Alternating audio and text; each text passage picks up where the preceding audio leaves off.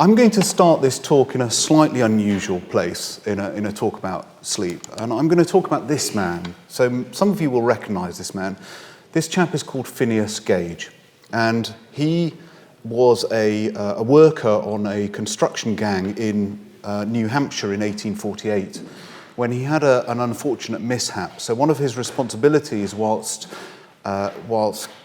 creating a cutting for a railway line was to drill holes and tamp down explosives before blasting the hillside away. And unfortunately, on this fateful day, he was a little bit too vigorous in terms of his tamping down, and he must have ignited the explosive at the bottom of the hole as he pushed this tamping iron, this very heavy piece of iron, down into the hole. Unfortunately, the tamping iron, having ignited the explosive, then pierced through his jaw and flew out of the top of his head. And after a brief seizure, with the tamping iron flying several yards through the air, he then sat up. And the first doctor on the scene gave this absolutely grotesque description, which I'm going to read to you in an abbreviated form. I first noticed the wound upon the head before I alighted from my carriage, the pulsations of the brain being very distinct. Doctors love this kind of thing, so apologies. The top of the head appeared somewhat like an inverted funnel, as if some wedge-shaped body had passed from below upward. He was relating the manner in which he was injured. I did not believe his statement. He got up and vomited, and as he did so, the effort of vomiting pressed about half a teacup full of brain, which fell upon the floor. Quite remarkable. Firstly, remarkable that he even survived and was talking immediately afterwards. In those days, in the era before antibiotics, even more remarkable that he went on to survive. And this is the nature of his injury. So you can see this reconstruction. It passed under his cheekbone and basically destroyed an area of the brain called the left frontal lobe. Now, the reason why I'm telling you this is because Mr. Gage is one of the most famous examples of a concept in neurology, in clinical neurology, which is localization, demonstrating that far from being this sort of gelatinous mass that does everything, different parts of the brain, in fact, different parts of the nervous system, perform very distinct and discrete functions. And the reason why Mr. Gage is such a good illustration of that is because in many ways he was completely unchanged. He could walk, he could talk, he could do everything that he could do before. But what had previously been a God-fearing man, somebody who didn't smoke, didn't drink, didn't swear, became this basically a completely uncontrollable, whoring, drinking, gambling man who became extremely unpleasant. And if you believe some of the statements of his co-workers after this accident, he was completely transformed. Demonstrating, in his case, that the frontal lobe of the brain is really responsible for maintaining our social control, our regulation, our rational thinking, our behaviour, and really being a very, very good example of this concept of localization. Now, why am I telling you all of this? Well, what I'm going to try and show you in this lecture is that sleep is of the brain, so it's derived from the brain, it's by the brain, so regulated by the brain, and it's largely for the brain. Now, I'm not the person who first came up with that quote. This relates to a very famous psychiatrist in the world of sleep medicine based in Harvard.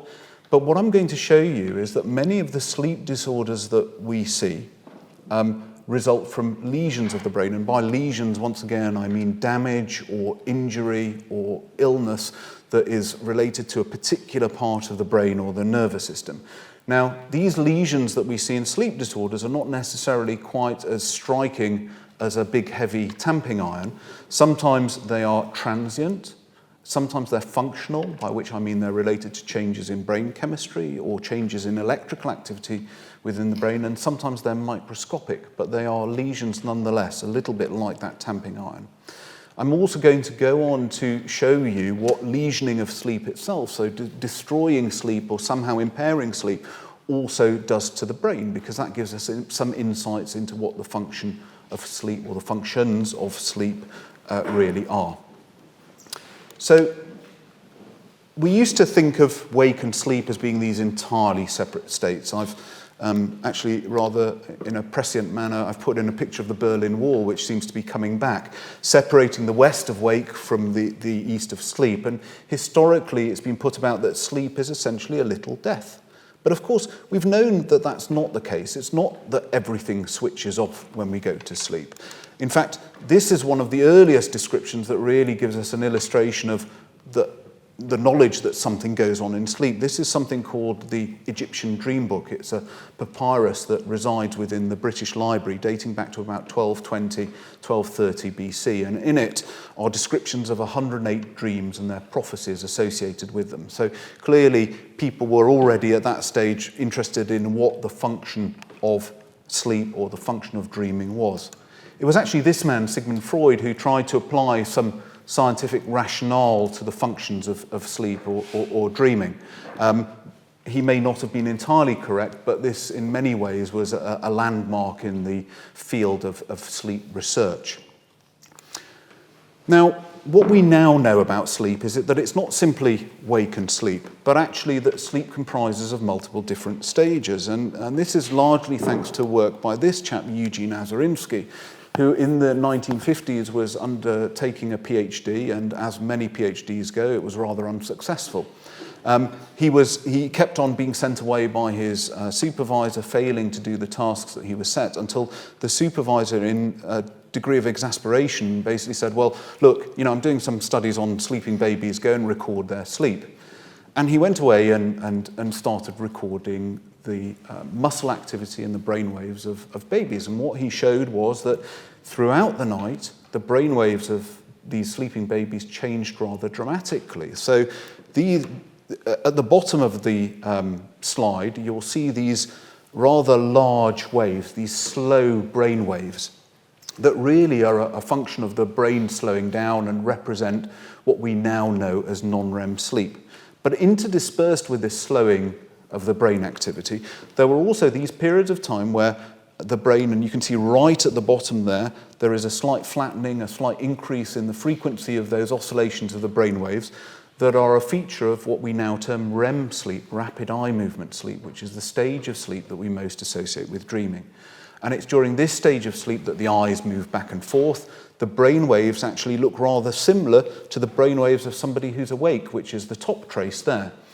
And whilst the brain appears to be awake, physically, we are completely paralyzed. So something happens in REM sleep that makes all our muscles, all our skeletal muscles, paralyzed. The only muscles that continue to have some activity are the diaphragm, which obviously is important from an evolutionary perspective, otherwise we would all stop breathing in our sleep, and the muscles that control our eye movements, hence the term rapid eye movement sleep. And what researchers subsequently demonstrated is that we continuously cycle through these various stages of sleep throughout the night, and that the average adult, you can see there in the top, this is something called a hypnogram, which is a graphical representation of an average adult's night's sleep. We tend to cycle through the different stages of sleep roughly once every 90 minutes.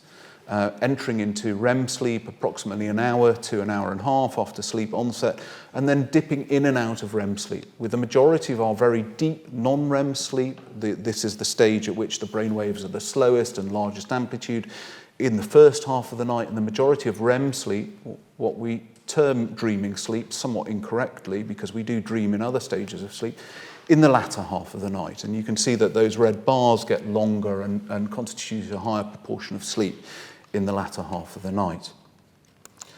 So we now have these three stages. We have wake, we have non-REM sleep, which is what we traditionally think of as sleep, where the brain is a little bit less active, and then we have REM sleep, where we're asleep, but the brain seems to be very active indeed.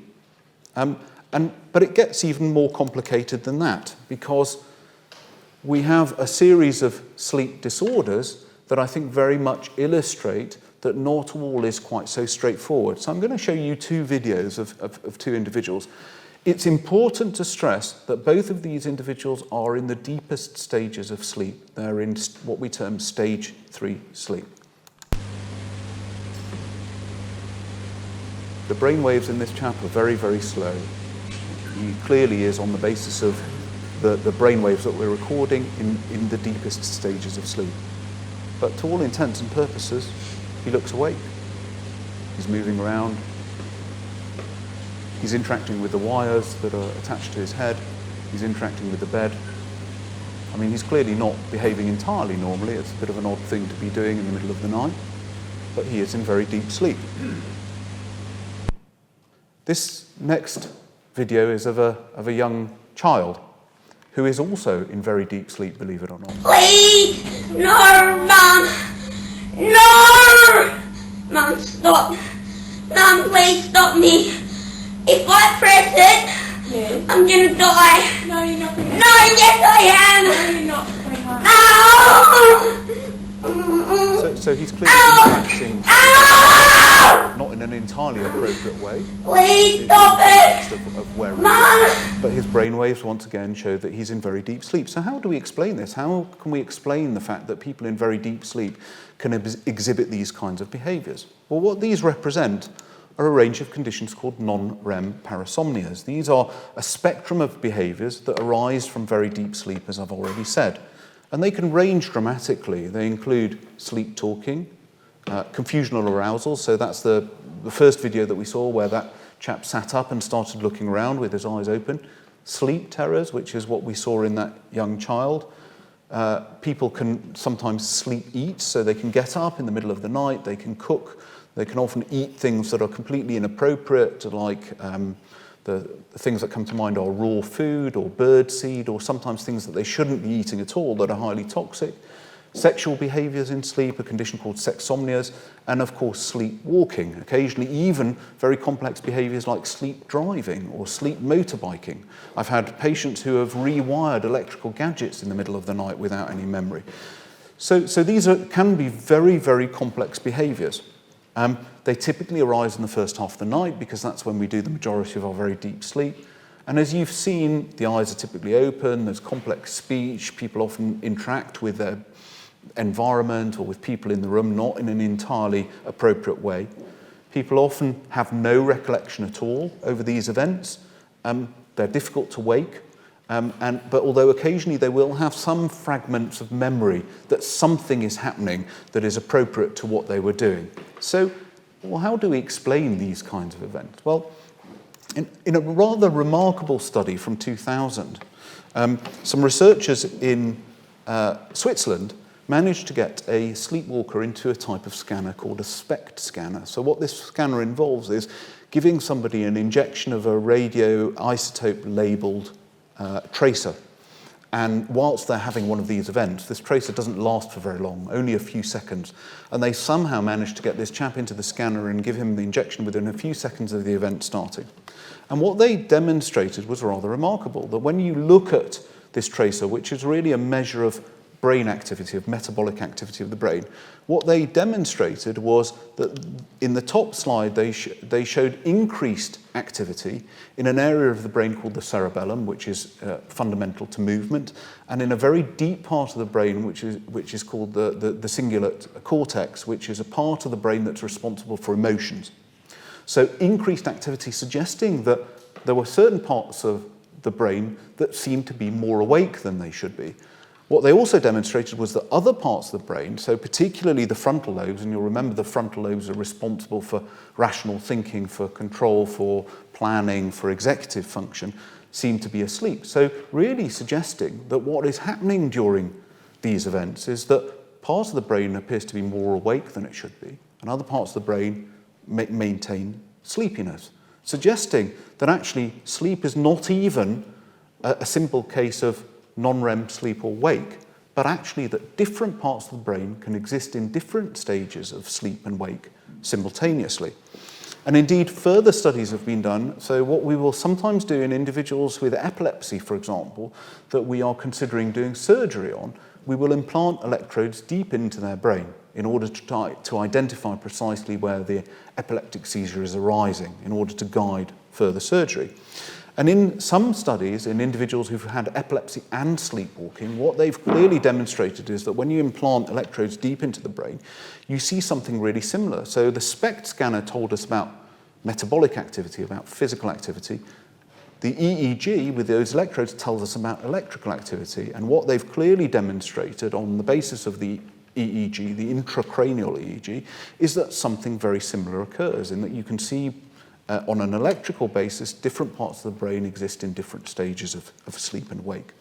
So what we now think is going on is during these non-REM parasomnias is that there are particular areas of the brain that in individuals who are predisposed to these kinds of conditions, and what you have to bear in mind is that these conditions are very common. About 20% of children will have sleep terrors or sleepwalking. You know, this does not necessarily demonstrate a pathological state. It can be considered part of normal brain development. About 1 to 2% of individuals continue to have these kinds of events into adulthood. But what we demonstrate is that whilst the areas of the brain that are responsible for consciousness, for awareness, for judgment, remain asleep. Different parts of the brain, particularly those areas of the brain that are responsible for movement, that are responsible for reward and emotions, which is why sometimes these events have a very, very strong emotional component, and the parts of the brain that are responsible for memory, like the hippocampus, which is perhaps why these events are very poorly remembered, remain asleep. So sleep is not a universal brain state. That's the first thing that these kinds of events tell us. So rather than thinking about these three discrete brain states, actually what we should be thinking of is that there is a degree of overlap between these three brain states. And in fact, as I'm going to go on to show you, it's at these areas of overlap that many of the sleep disorders that we see, and indeed many of the normal phenomena that some of you may well have experienced in your lives, occur at these points where there is an overlap between the different brain states. So I use the term blurred lines because we've actually known that fairly complex organisms can exhibit these kinds of different brain states simultaneously, in that there are many animals, particularly aquatic mammals and certain species of birds and amphibians, that demonstrate a phenomenon called unihemispheric sleep. So they can sleep with one half of their brain while their other half of the brain is fully awake, which allows animals to swim and surface, to breathe, particularly important for aquatic mammals, or to continue to fly whilst sleeping with one half of their brain. Now, unihemispheric sleep is well recognized in animals. It's never been recognized in human beings. But a recent paper has suggested that we do exhibit the ability to be able to regulate sleep in the different halves of our brains differentially. Because if you take an individual into a sleep lab, which we do about 10 times on every night of the week over at Guy's Hospital, people will invariably say, well, you know, I didn't sleep as I would at home because I'm covered in wires and I'm in a strange environment. And this is termed the first night effect. People generally don't sleep quite as well when they're in a new environment for the first time. But what this study demonstrated is that individuals who are brought into a sleep lab for 2 nights will differentially regulate the depth of their sleep in their dominant hemisphere.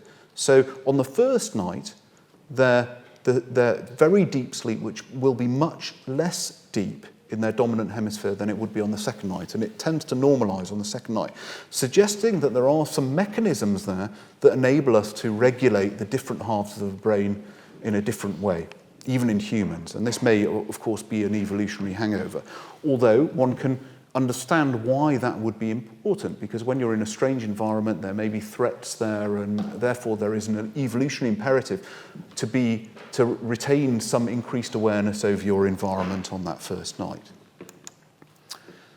So actually it goes even further than that, because we now are beginning to understand that sleep is not only is it not a universal brain state, but actually it can affect very, very small parts of the brain constantly, very small parts of the cerebral cortex.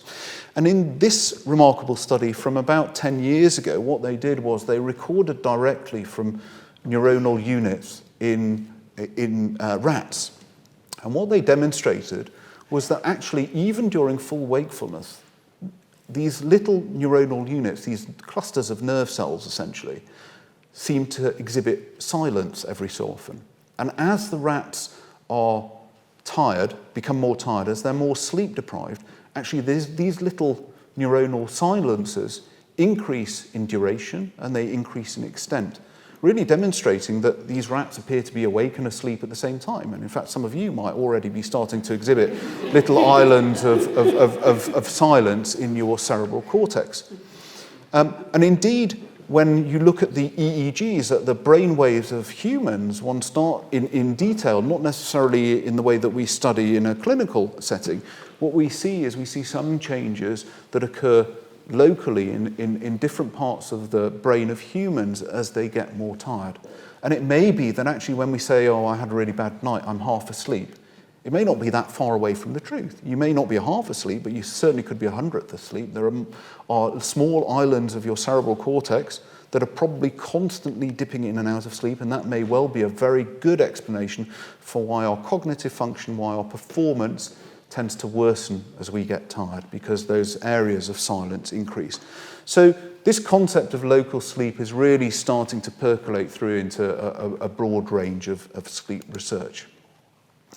So I talked a little bit about blurred lines. I'm going to give you another example of blurred lines. In fact, what I'm going to show you is I'm going to show you a really seminal piece of documentation of a neurological disorder. This really is a landmark study. Some of you may recognize this. This is Cinderella from 1950. And the king is dreaming, and he's acting out his dreams. He's imagining his grandson playing with him.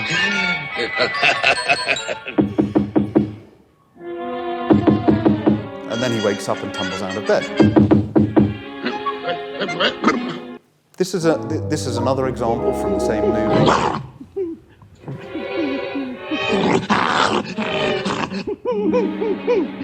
Bruno. Bruno!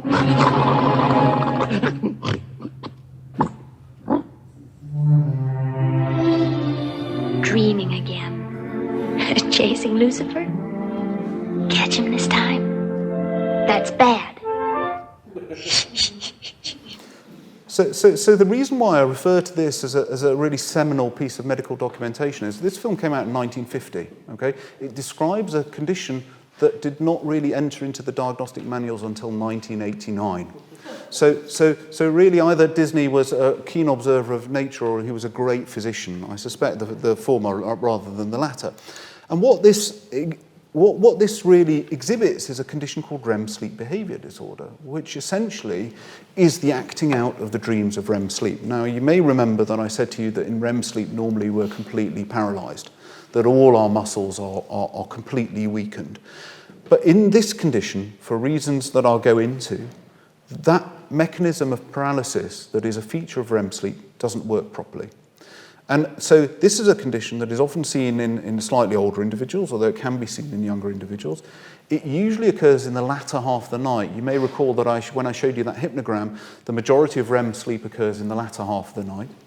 And the way that it typically manifests is people lashing out, crying, swearing, or shouting. It's not always violent, but it often is. And those behaviours really represent the context, the narrative of the dreams that individuals are having at the time.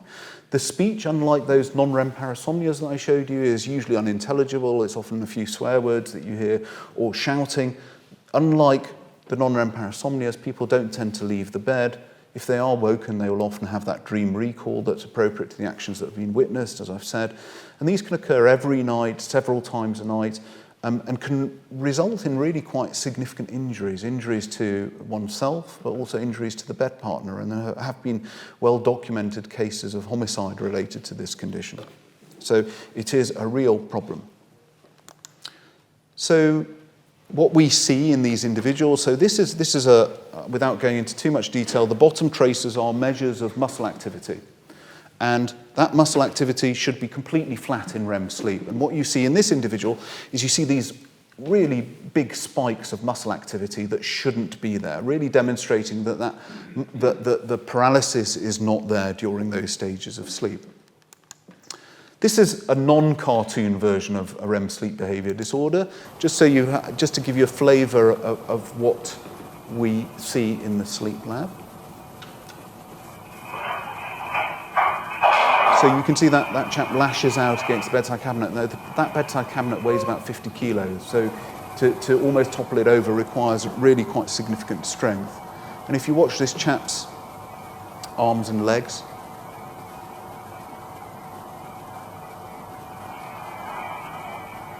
so he is dreaming at the time, he kicks out and then starts waving his arms, and he remembers being on a beach and being attacked physically.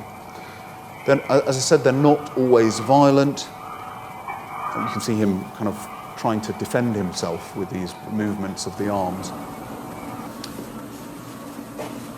This chap is having a dream. I'll let you guess what the dream was.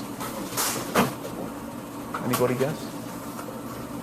Gunfights. He was having a gunfight in his dream, so kind of violent. So that's how these kinds of phenomena exhibit themselves.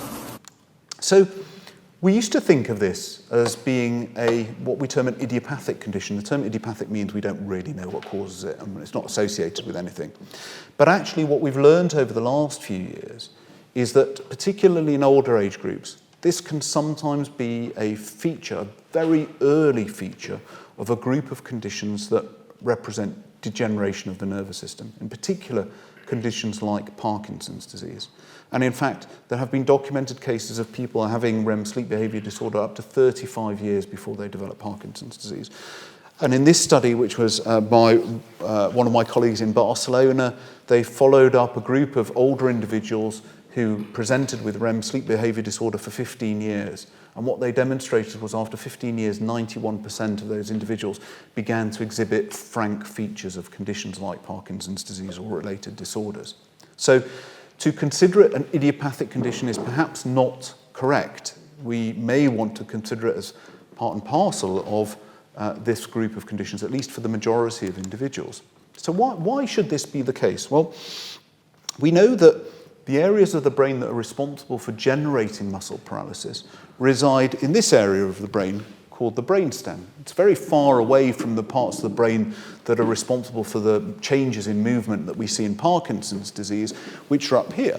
So why should people with very early Parkinson's disease develop REM sleep behaviour disorder? Well, what we are now beginning to understand is that as well as having REM sleep behaviour disorder, one of the very early precursor features of Parkinson's disease is loss of sense of smell. Now, of course, nowadays we're all very familiar with loss of sense of smell, and it's not particularly sensitive as a predictor of Parkinson's disease, particularly post-COVID. But when you look at the changes that occur within the nervous system within conditions like Parkinson's disease, we see changes in the nervous system that are actually far beyond the basal ganglia, the area of the brain that we associate with Parkinson's disease. We see changes in the olfactory bulb, which is responsible for smell.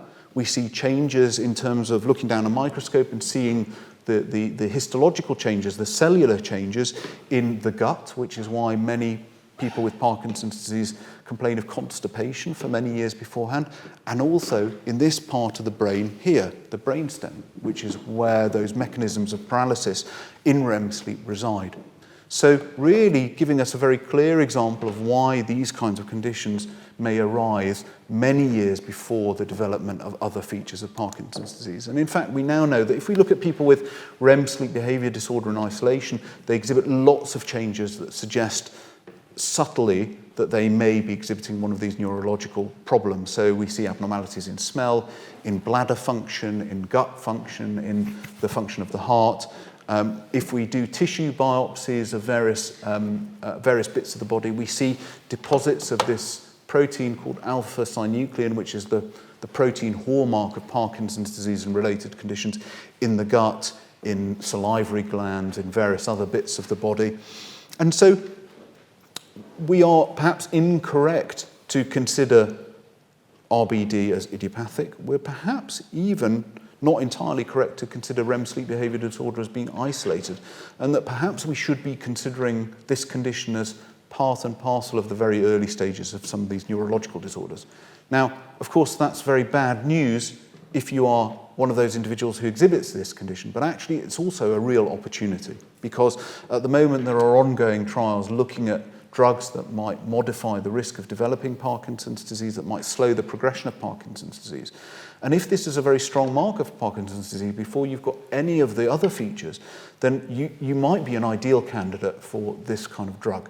And actually this gives us a huge opportunity to at least see whether or not some of these drugs may reduce the risk of developing these kinds of conditions.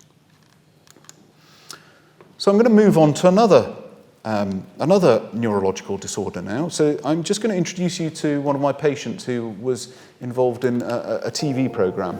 There's two sides to it. The narcolepsy bit is I'm chronically tired, and the cataplexy, it can manifest itself in me falling to the floor if I experience a strong emotion like laughing.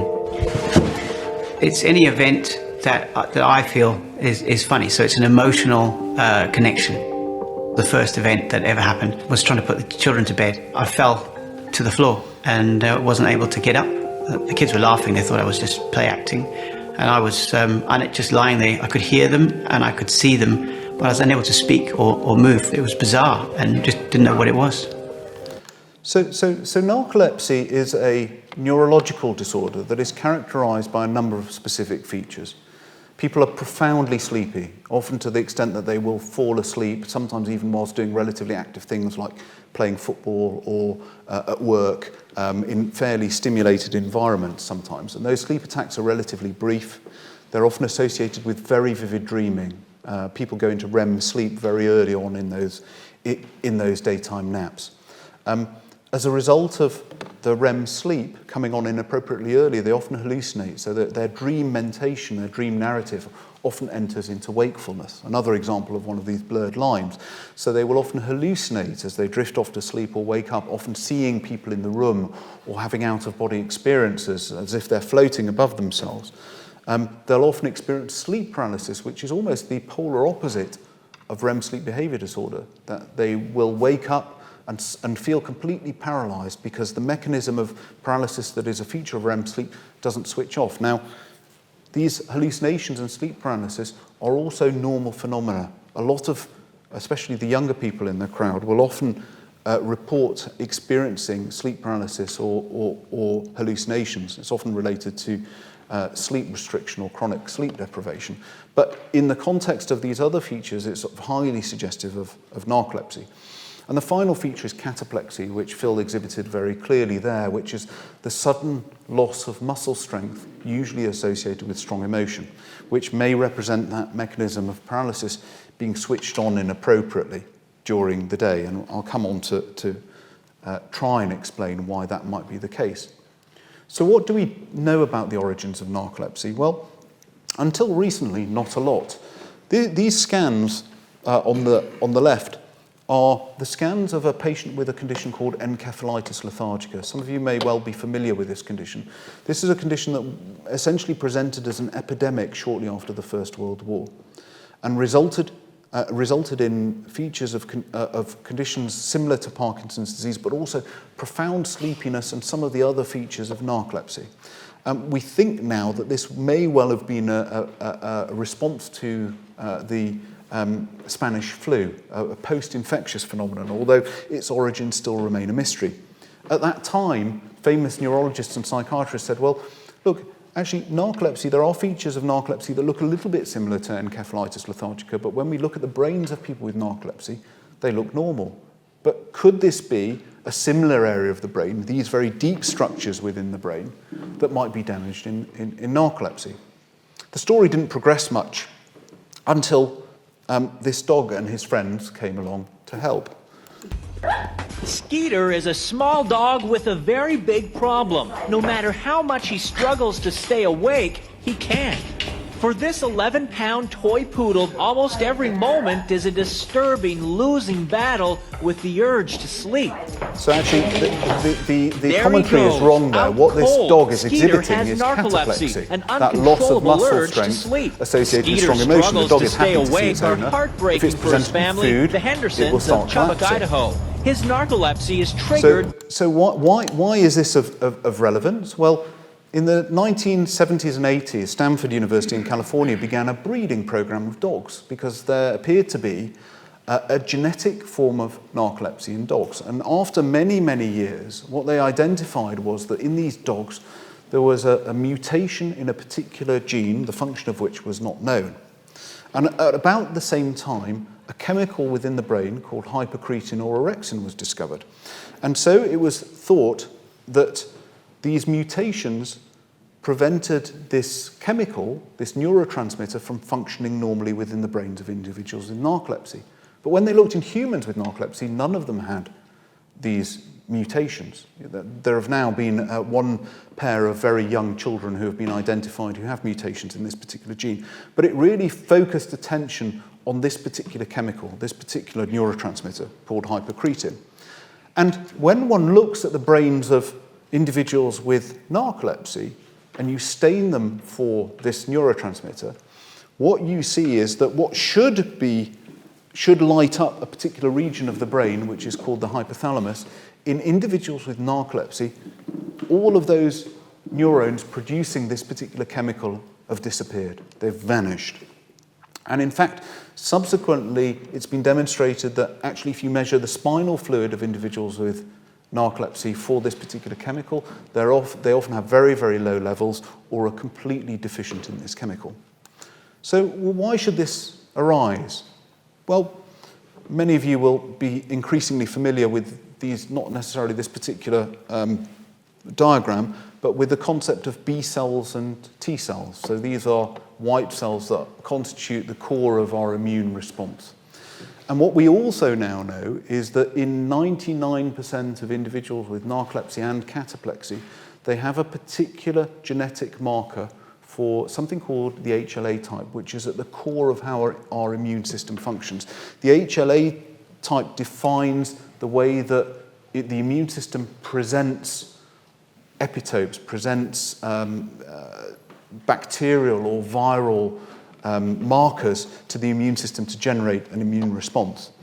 And so what we now think is happening is that individuals with this particular genetic marker that defines how their immune system works seem to be at very high risk of generating an immune response to a particular environmental trigger that looks very similar to hypocretin or orexin, and that the immune system is actually attacking the brain and causing this damage.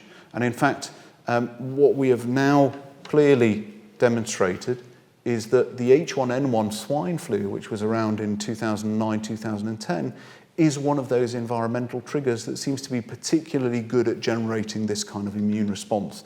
And in fact, both the flu itself and the vaccine for that flu, a vaccine called Pandemrix, has been very strongly associated with new cases of narcolepsy with cataplexy. So what does this substance do? Well, it has very wide projections, this system that really is largely responsible for making wake stable, so it's a wake-promoting neurotransmitter, but it also stabilizes non-REM sleep, so it prevents people from going into REM sleep. So what happens in individuals with narcolepsy? Well, you can see here, this is a hypnogram of somebody with narcolepsy, that this purpley pink bar is REM sleep. And you can see that in this individual with the narcolepsy, they're constantly flicking in and out of dreaming sleep, from wake, from deeper stages of sleep, but it's very fragmented.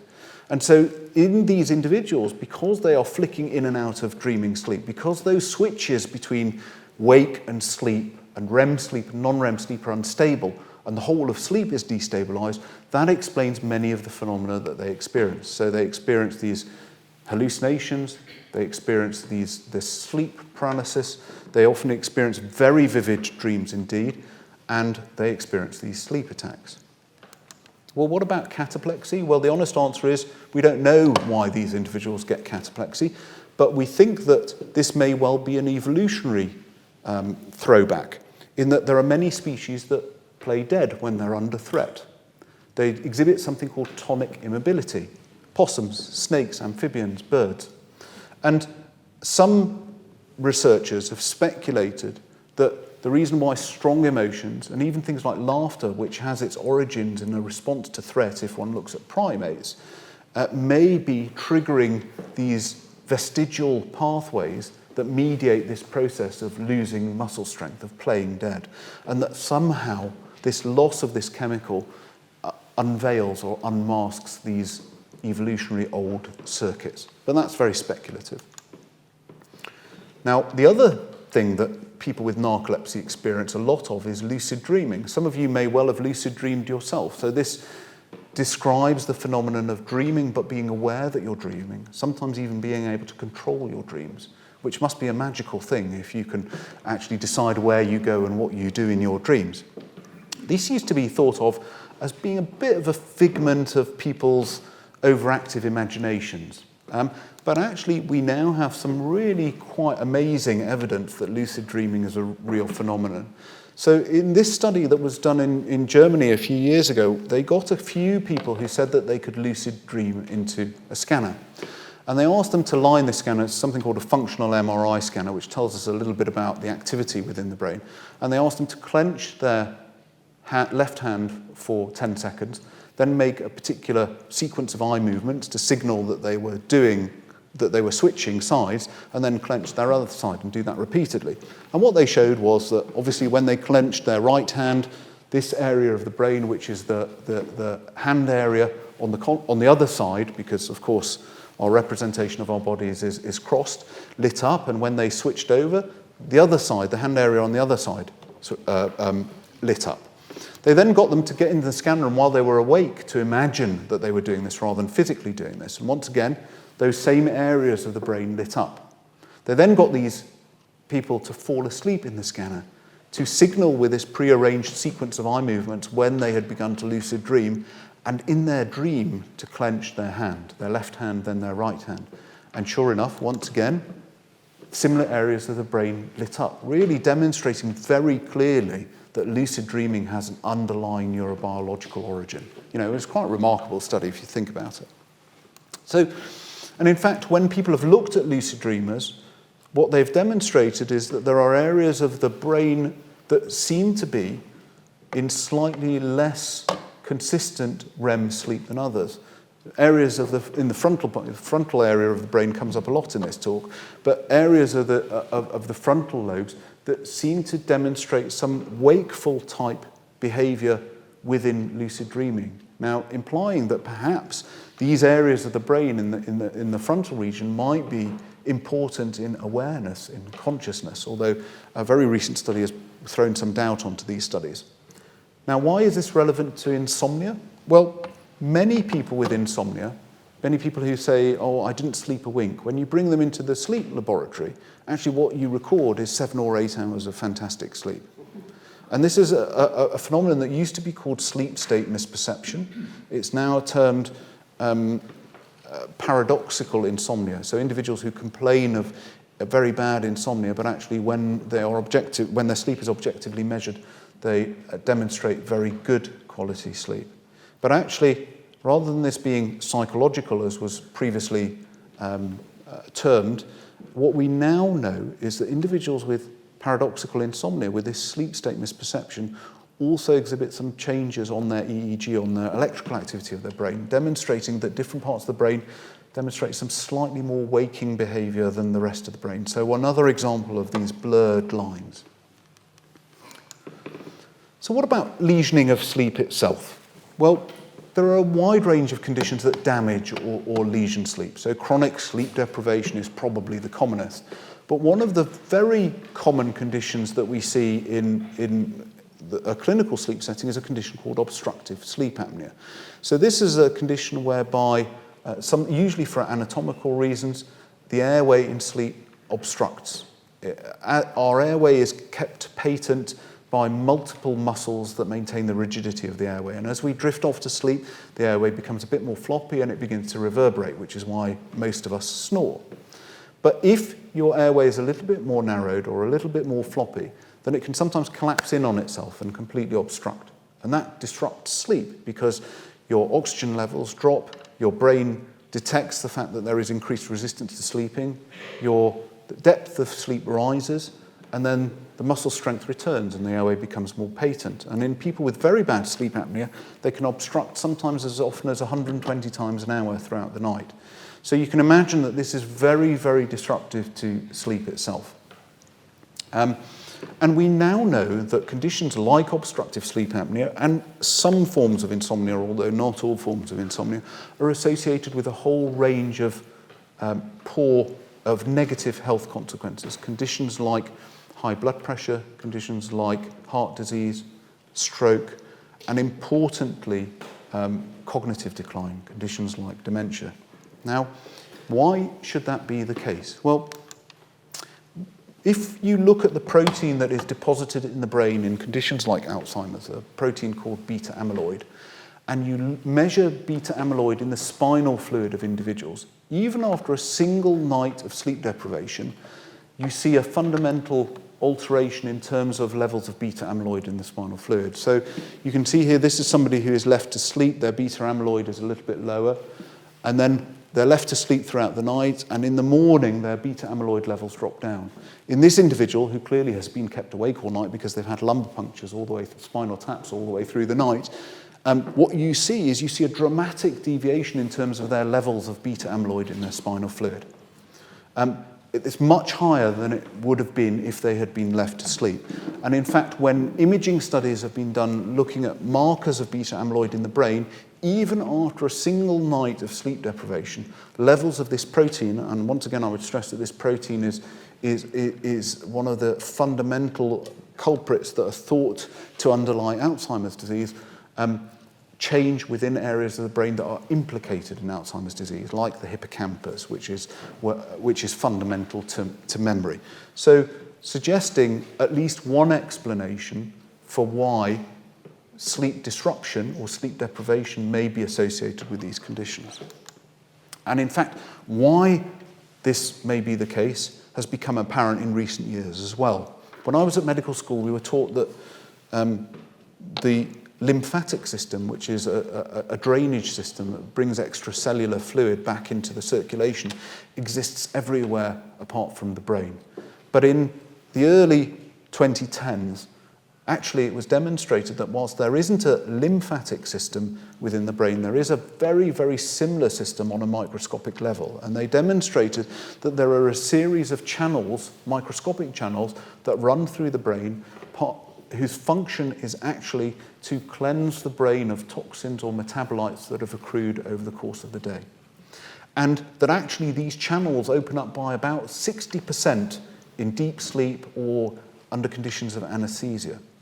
And the degree to which, the speed at which beta amyloid and other associated byproducts of wakefulness are cleansed from the brain is fundamentally altered by disruption of sleep. So giving us a very clear idea of why sleep disturbance might result in conditions like Alzheimer's disease. And in fact, in sleep apnea, it's a bit more complicated because in sleep apnea, essentially you're being strangled up to 120 times an hour. So your oxygen levels are bouncing up and down. And so your brain not only is vulnerable to the effects of your sleep being disrupted, but it's also vulnerable to the effects of being starved of oxygen repeatedly throughout the night. And that may well generate some inflammatory changes within the brain. So sleep apnea in particular may be a very important modifiable risk factor for conditions like dementia, which in the current climate is gaining increasing attention. So I'm going to stop there.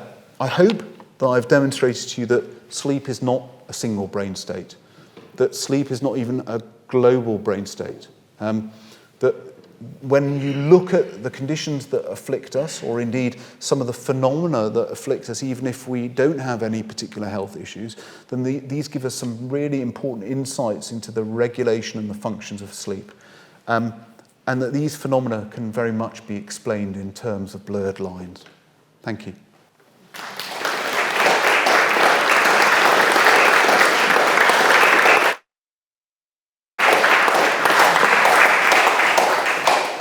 Thank you, Guy. Thank you. We've got some time for questions, about 10 minutes for questions. I'm going to take a few questions from the online audience and then a few questions in the hall.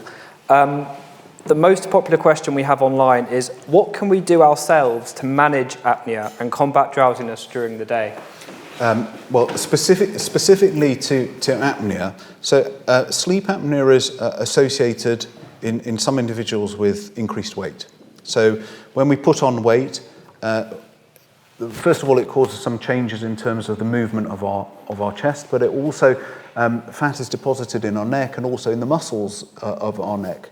And so obesity is a very strong association with obstructive sleep apnea. That's not to say that if you are slim, you can't have sleep apnea, because if you have a specific anatomical abnormality, then you can. But certainly losing weight would significantly help sleep apnea. There are a number of different strategies that also help.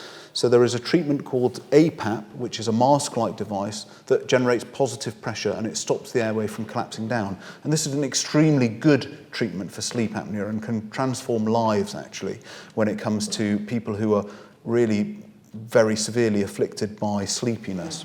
What happens to brain chemistry after long periods of wakefulness, building up so-called sleep debt? Yeah, so there are a number of different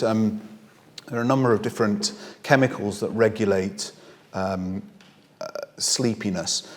So there are two processes that define how sleepy you are. There's something called the homeostatic mechanism, which is essentially a glorified way of saying the longer you've been awake, the more sleepy you are. And we think that is mediated by a chemical called adenosine, which is how caffeine works, because caffeine interacts with the adenosine system. But there's also the circadian rhythm. So we all within us have a master clock in a part of the brain called the suprachiasmatic nucleus that defines when we want to go to sleep and when we want to wake up. And so when our homeostatic mechanism, so how long we've been awake for, and our circadian rhythm are aligned, that's when we sleep at an appropriate time and wake up at an appropriate time, and perhaps feel a bit drowsy after lunch, because that's part of the circadian rhythm as well. But it's when those are misaligned, then sleep can really go awry. Thanks for the interesting talk. I've got a question about the impact of exercise on sleep, because usually I've read many positive things, but personally, if I exercise in the evening, I would, after half an hour after falling asleep, have the hallucinations you described. So I guess in this kind of overlap time, and I wonder if there's anything chemical happening or... Yeah, so there is evidence that aerobic exercise improves sleep. It increases the proportion of deep sleep, of slow wave sleep, and perhaps improves the quality of sleep as well. Now, whether it disrupts your sleep if you exercise late in the evening is very much a personal thing, but by and large, what historically people have recommended is that you shouldn't really exercise within an hour or two of going off to sleep, because what exercise does, obviously, creates lots of chemicals, endorphins, but it also things like adrenaline and noradrenaline, your heart rate goes up, your body temperature goes up, and therefore all of that can be conducive to a poor sleep initiation. So if you are one of those individuals, then certainly exercising within the hour or two before bed is perhaps something that you might like to avoid.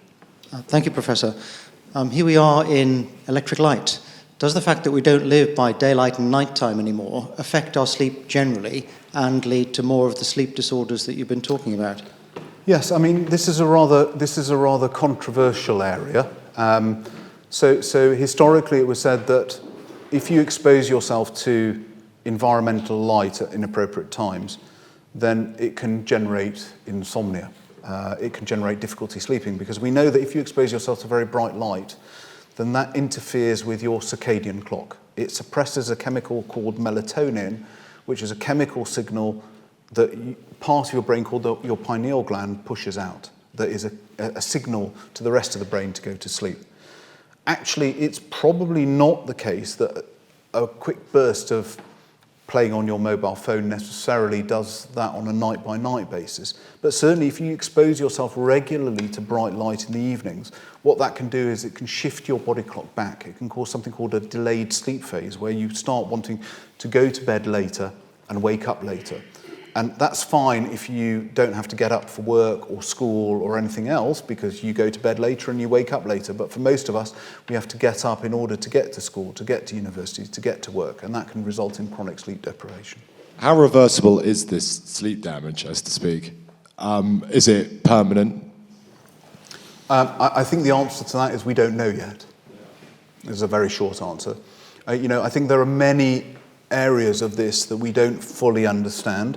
I think the relationship between sleep disruption or deprivation and conditions like Alzheimer's disease is just in its infancy in terms of our understanding of it, because we also know that, for example, those circuits that regulate sleep probably degenerate quite early on in Alzheimer's disease. So some of the associations may be related, in the same way that REM sleep behaviour disorder might be part of the prodrome of Parkinson's disease, sleep disruption may be part of the prodrome of Alzheimer's disease.